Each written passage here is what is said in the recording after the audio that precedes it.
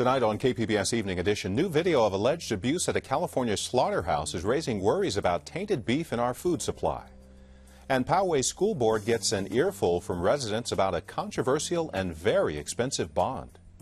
And we'll talk with our county treasurer tax collector about potential changes to school bond financing in the wake of Poway Unified's $1 billion loan repayment.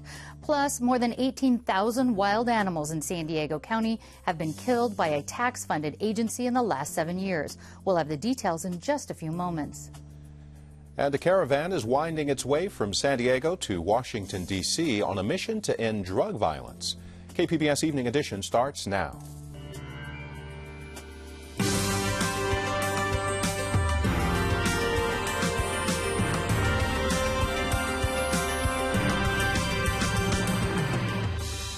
KPBS Evening Edition is made possible by Joan and Irwin Jacobs and by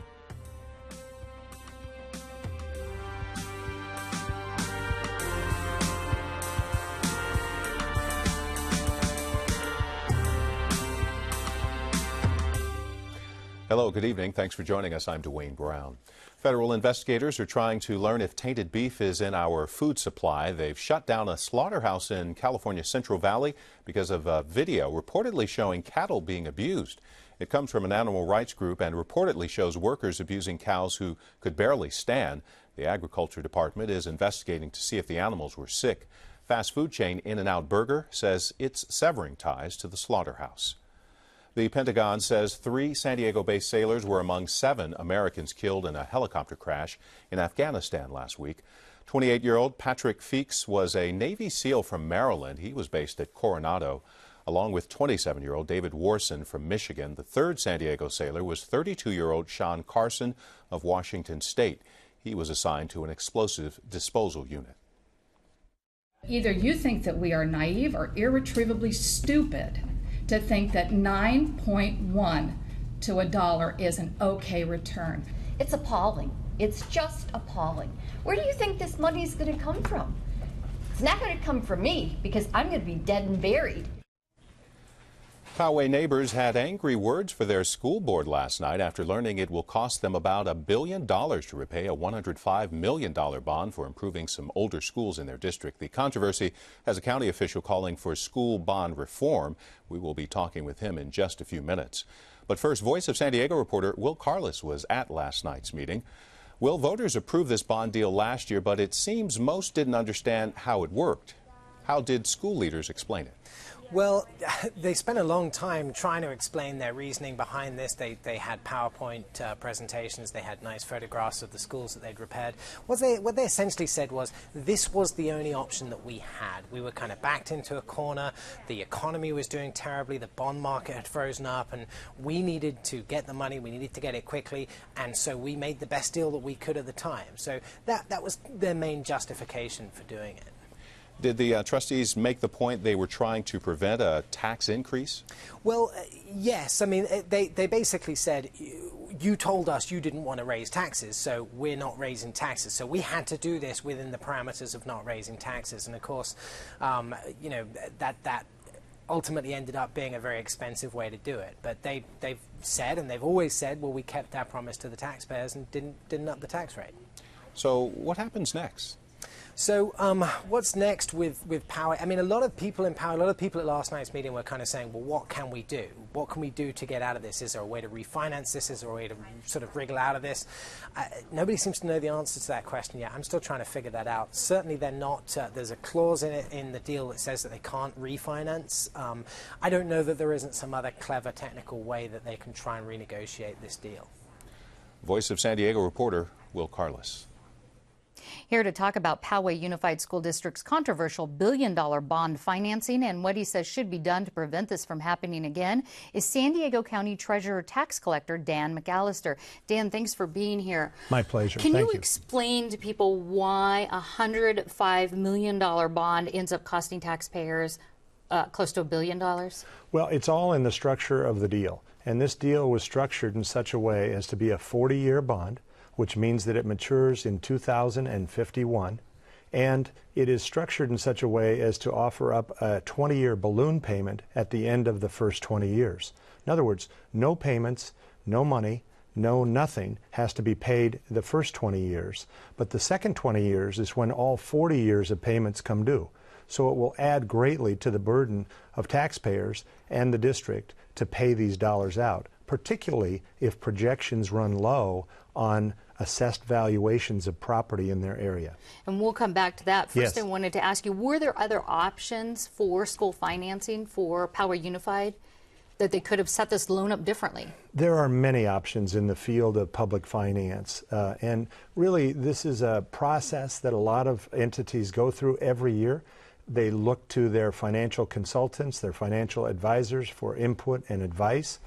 There were other school districts doing financings, in some cases more even than Poway did, yet they managed to structure their deals in a different way so that they don't have the same burdens that Poway does. Some voters may now be reluctant to vote for school bonds in their school district. You have some kind of warning signs of these capital appreciation bonds. What are they? Well, first let me say that public finance and debt like this is important for the well-being of school districts and schools. They need to be able to issue bonds to move forward with the programs that they need to do and accomplish. But secondly, let's take a look at some of these warning signs. If there's an issue over $100 million, that should be looked at. If there is a payback stream that requires more than 25 years, we think people ought to be cognizant of that. If there are other things that are debt ratio paybacks, for instance, this one is about a 9 to 9.5 to 1 payback. As one example, the County of San Diego holds some bonds like these, but our payback ratio is 1.5 to 1, not 9.5 to 1. So I think those are some red flags that people ought to be aware of. Voters ought to ask questions. Taxpayers ought to ask more questions of their local districts. And they ought to demand that the districts put plain, easy speak on the ballots so that everybody understands through full disclosure. The payback ratio of this Poway bond is based on today's money. But won't, as you said, the district will be paying this back in 20 years. So won't that sort of help offset the problem? Yes, I think it will help to offset it to some degree. And really, at the end of the day, if all of the projections are true, and if real estate values continue to spiral up, as they did many years ago for a number of years here, then everything could work out just fine. However, our feeling is that it's tough to predict even 6 months or a year from now as to what property values are going to be like in San Diego, let alone 30 or 35 or 40 years down the road. I don't know of anybody who has a crystal ball that good. Your office had some strong recommendations going forward for the 42 or so school districts here in San Diego County.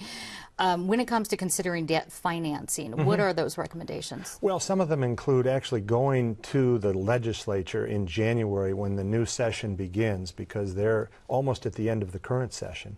And that would be to ask for truing up of the education code and the government code, which would say 25 years should be the outer limit for debt financing, not longer than that. You also have some real basics, the written statement. You have some real hard... We think that people should demand that their superintendents sign off, that their boards of education sign off, and they attest to the fact that they understand and they have represented to everybody concerned that the terms and conditions are what they are. And you'd like them to consult with your office and stay with that 4.41 ratio? Or lower.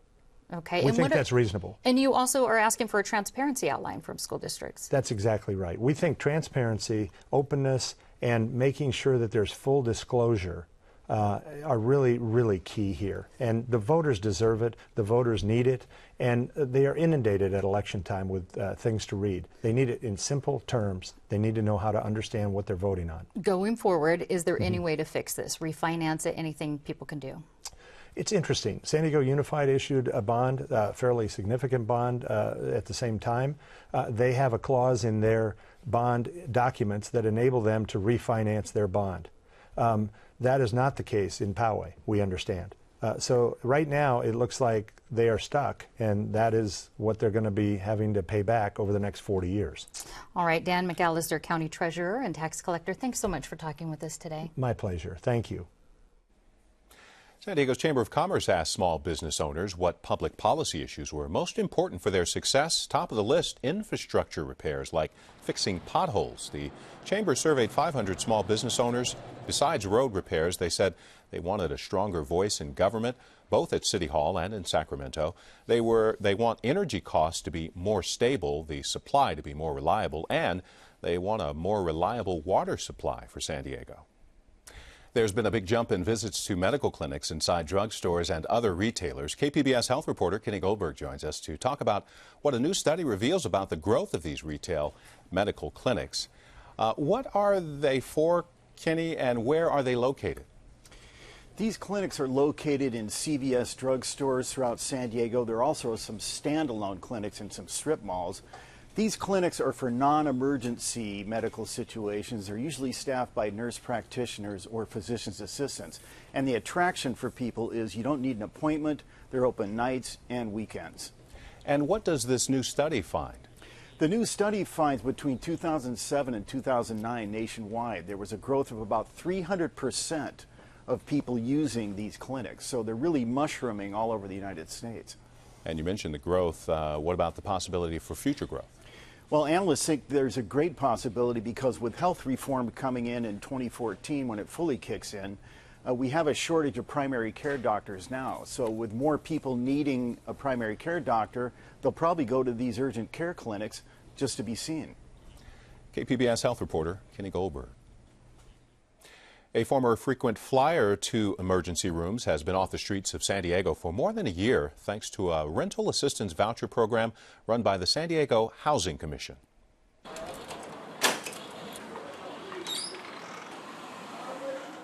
I got a whole closet full of clothes, I mean nice clothes, that I've accumulated since I've been here. And out there I got a little duffel bag with 2 pairs of jeans and maybe a couple of shirts and dirty socks. James Marsh went from living on the streets of San Diego for nearly 13 years to moving in this permanent affordable housing unit downtown. And I don't have to worry about someone sneaking up on me. And I can come home and say, this is my home. Alcoholism, a joint disease, and living on the streets have taken a toll on 48-year-old Marsh, once known as a frequent emergency room flyer who put a costly burden on public services. 54 ambulance rides in 2010 to only 1 last year. 51 emergency room visits in 2010 to just 1 last year. Marsh has also cleaned up his frequent contact with police and county jail. He says he was skeptical of the housing program at first. I was very skeptical. Oh, this is going to be an AA program and all this, and it's not about that. I mean, I got case management where if they feel I have a problem, they try to work with me to eliminate it as much as possible. Marsh has been off the streets now for about a year and a half, thanks to a federal voucher program run by a local agency. San Diego Housing Commission is about linking resources with people in need, and they're located right here in the heart of downtown. With an estimated 1,100 homeless people downtown, the agency is trying to find permanent housing for at least 150 more by the end of the year. Matt Packard says it's the second year the Housing Commission is overseeing the pilot project. We want to be able to demonstrate to the community the return on investment for these 150 vouchers. We're very excited about partnering with some sponsors in the community that are going to make real good use and demonstrate real good outcomes. San Diego Housing Commission will begin distributing the vouchers to nonprofit organizations next month. You can contact the County Information Hotline 211 to find out more about the program.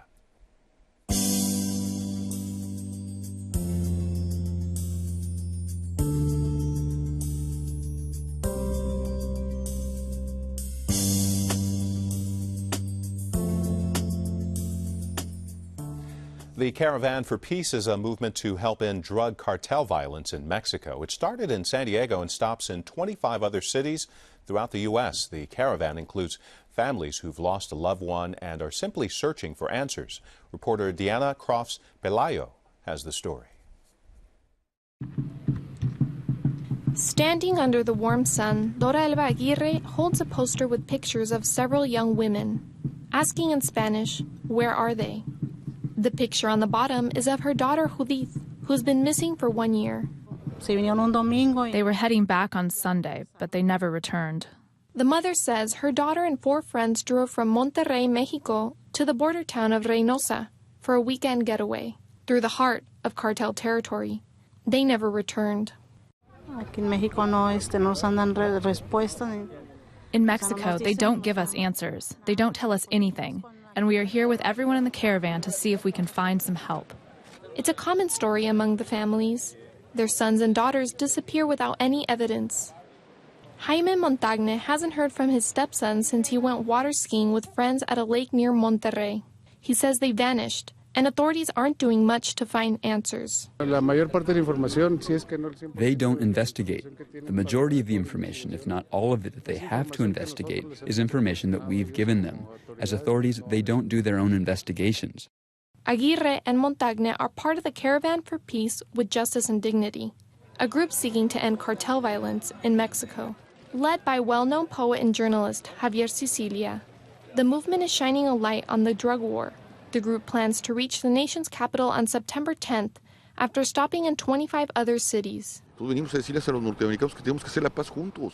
we come to tell North Americans to make peace together and tell the government, since their elections are coming up, to tell the candidates and parties to make peace together, or we risk losing democracy, we risk losing our dignity, and we risk losing our humanity. Cecilia says he's lost his inspiration to write, but instead has become this movement's inspirational leader. Some are comparing him to well-known peacekeepers. I have met Dr. Martin Luther King. I have met Cesar Chavez. And now I meet Javier Sicilia.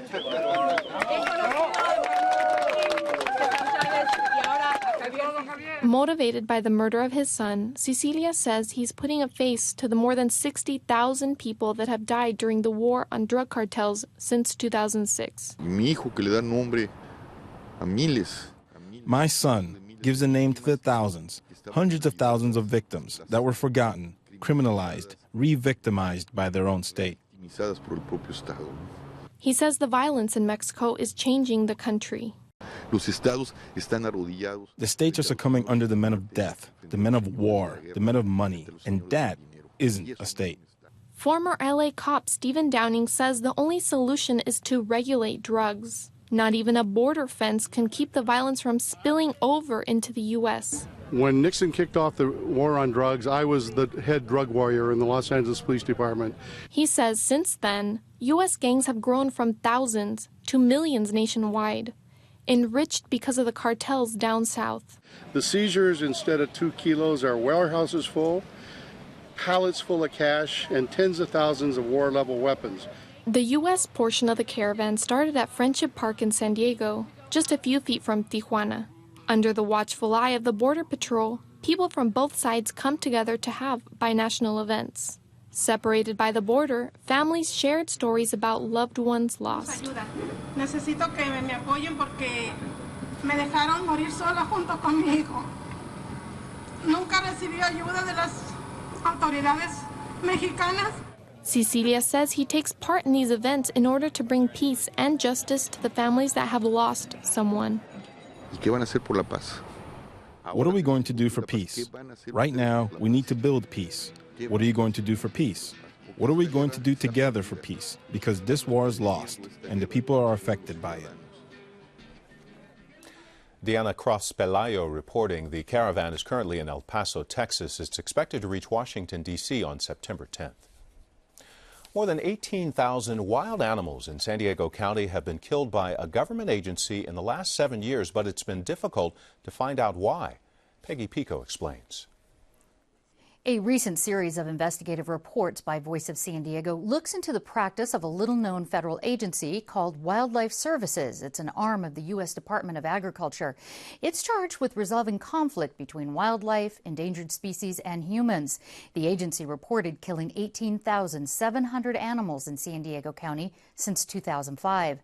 The list of local animals killed include bobcats, foxes, mountain lions, coyotes, songbirds, and ducks. Voice of San Diego reporter Rob Davis is the author of Wildlife Killers, the investigative series. He's here to talk about what he's found out and the challenges of evaluating this agency's work. Rob, thanks for being here. Thank you very much. Give us a brief outline of this agency and what their mission is. Sure. As you said, it's part of the USDA. Their stated mission is to resolve conflicts between wildlife and people. They do that often by killing animals. What is the connection to local authorities or local groups here in San Diego? So the agency's killed 18,700 animals in San Diego County since 2005. They've done that work on private ranches. They've done it for the County of San Diego and for other municipalities, the Airport Authority, Port, City of San Diego. One of the big issues with your reports that I've been reading is transparency. You seem very frustrated by it. Not necessarily the killings, but that you're not getting the information. Tell us about that. I asked Wildlife Services through a formal legal request for all documentation that they had about the animals they'd killed here and why they'd killed them. I asked them for all the databases they had, and they simply didn't provide them. And when I pushed them and said that you have a database, release it to me, they actually laughed at me. Two people laughed at you, you Yes. said, on different occasions. Why do you want this information? Well, I think that it's important to provide oversight. I mean, that's what my job is, and to understand why these animals are being killed, whether any of the deaths were preventable, what the circumstances were, and we can't learn what they're doing if they won't tell us. Okay, Larry Hawkins, a spokesman for Wildlife Services, talked with us on the phone today but couldn't join us in the studio. He said Wildlife Services is transparent. It tracks and publicly posts management reports, including wildlife dispersed and euthanized.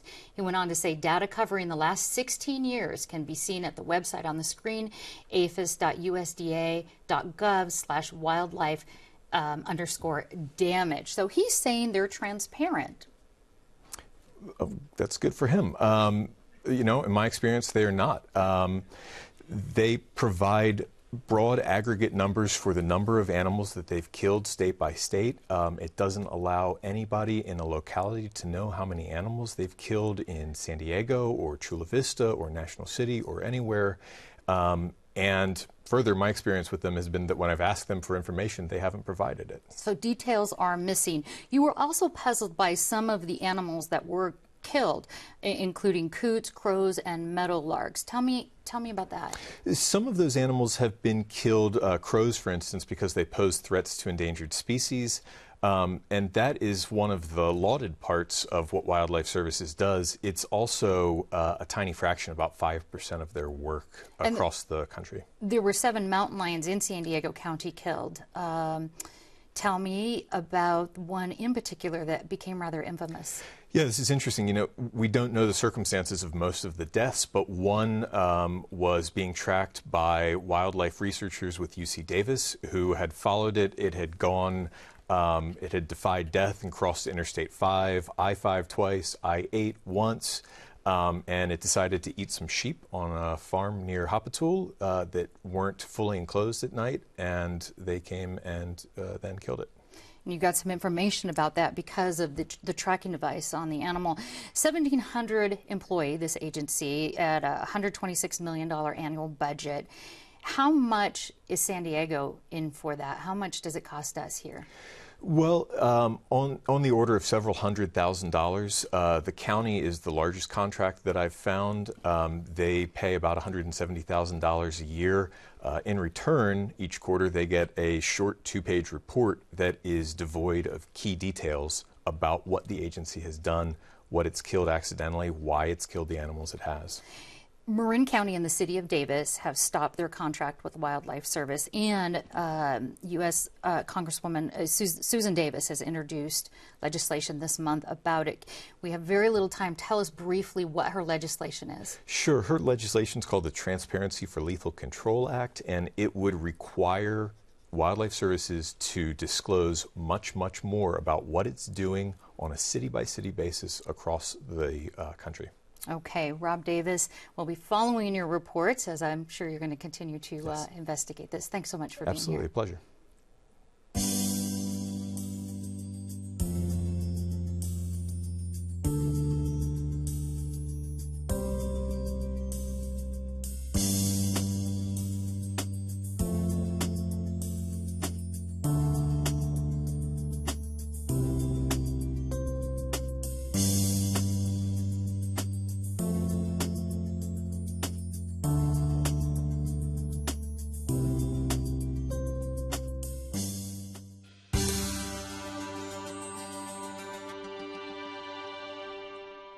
Tonight in our Public Square, your comments on a couple of stories from last night. First, the latest on the trashing of the Balboa Park lily pond. The mayor's office now says it will cost about $19,000 to fix the damage caused by water gun warriors at a midnight party just over a week ago.